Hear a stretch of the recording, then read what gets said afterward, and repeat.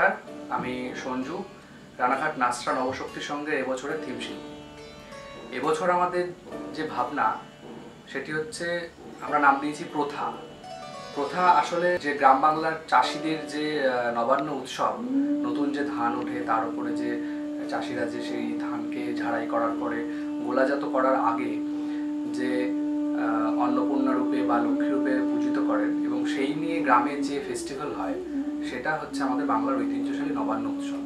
সেই নবান্ন উৎসবকেই আমরা আমাদের থিমের মাধ্যমে এবছর নাসরা নবশক্তির সঙ্গে দেখাতে চাইছি।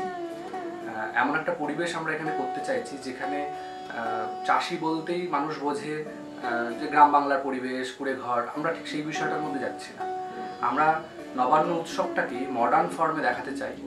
তার কারণ হচ্ছে যে আমি একাধিক গ্রামে গেছি, আমার বিভিন্ন কর্মসূত্রে গ্রামে যেতে হয় এবং বিশেষ করে শান্তিনিকেতন এবং শান্তিনিকেতনের সংলগ্ন যে সমস্ত গ্রামগুলো আছে সেই গ্রামে আমি গিয়েছি, সেখানে থেকেছি। সেই সমস্ত চাষিদের সঙ্গে আমার ভীষণ সখ্যতা আছে এবং তাদের নবান্ন উৎসবে আমি নিজে সামিল ছিলাম। আমি ইনভাইট হয়ে গেছিলাম সেখানে। তো সেখানে গিয়ে আমি দেখেছিলাম যে একটা নবান্ন উৎসবকে কেন্দ্র করে আমাদের বাংলার যে রীতি, সেই নবান্ন উৎসবকে কেন্দ্র করে গ্রামের চাষিরা কতটা উৎসাহী, কতটা উন্মাদনায় মাতে। তাদের যে ফেস্টিভ্যাল, তাদের যে পরবে আমি অংশগ্রহণ করেছি এবং দেখেছি, এবং তখনই আমার মনে হয়েছিল যে এইরকম একটা ফেস্টিভ্যাল যদি আমরা আমাদের থিমের মাধ্যমে দেখাতে পারি। তার কারণ হচ্ছে যে এই যে চাষিরা, আমাদের জীবনে তো চাষিদের একটা ভীষণ বড় গুরুত্ব আছে।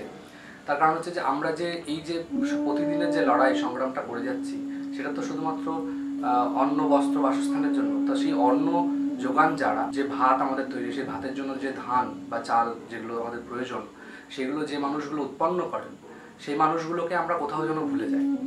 তো আমার মনে হয়েছে যে এই মানুষগুলোর যে ফেস্টিভ্যালটা, সেই ফেস্টিভ্যালটাকে আমরা যদি নতুনভাবে মানুষের কাছে প্রেজেন্ট করতে পারি, তাহলে হয়তো সমাজের প্রত্যেকটা স্তরের কাছে এই চাষি ভাইদের যে জীবনের কথাগুলো, তাদের যে উৎসবগুলো, সেগুলো আমরা মানুষের সামনে তুলে ধরতে পারবো।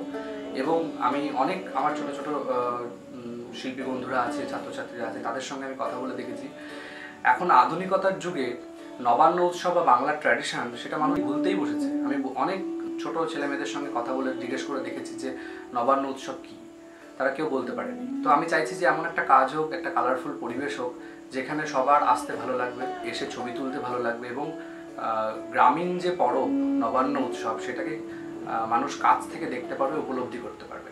আমাদের ব্যাকগ্রাউন্ড মিউজিকও সেই আঙ্গিকেই তৈরি হচ্ছে, যাতে মানুষ চাল বা ধান বা আমাদের যে অন্নপূর্ণা মা সম্পর্কে আরও বেশি করে রিলেট করতে পারে।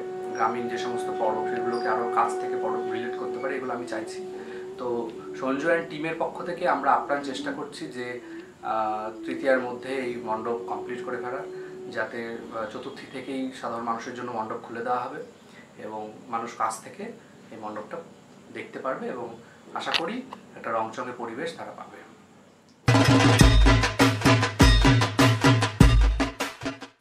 নমস্কার, আমরা নাসরা নবশক্তি সংঘের পক্ষ থেকে 61তম বর্ষে এবারের আমরা ভাবনা প্রথা।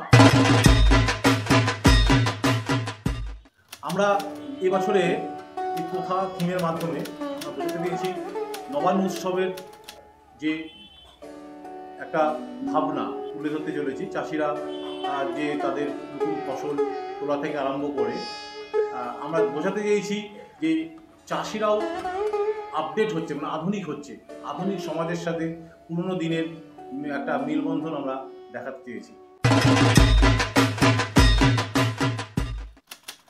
আশা করি আমরা বিগত দিনে যেভাবে সফলতা পেয়েছি, আর এবারেও আমরা এই প্রথা থিমের মাধ্যমে সেই সফলতা পাবো এবং মানুষের মন জয় করতে পারবো।